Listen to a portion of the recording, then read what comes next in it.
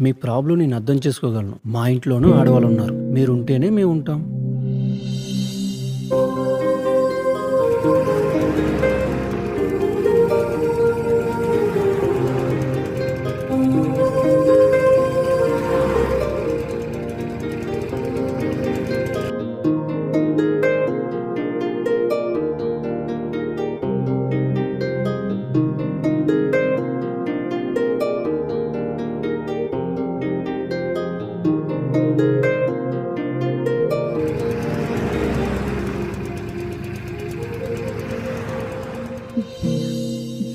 Thanks అండి.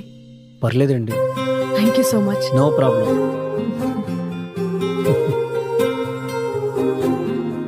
చూడగానే తెలిసిపోవడానికి, మాట్లాడగానే అర్థమైపోవడానికి స్త్రీ వస్తువు కాదు. వీలైతే వాళ్ళని అర్థం చేసుకుందాం, వాళ్ళ కళ్ళల్లో వెలుగు నింపుదాం. స్త్రీ లేనిదే జననం లేదు, స్త్రీ లేనిదే సృష్టి లేదు.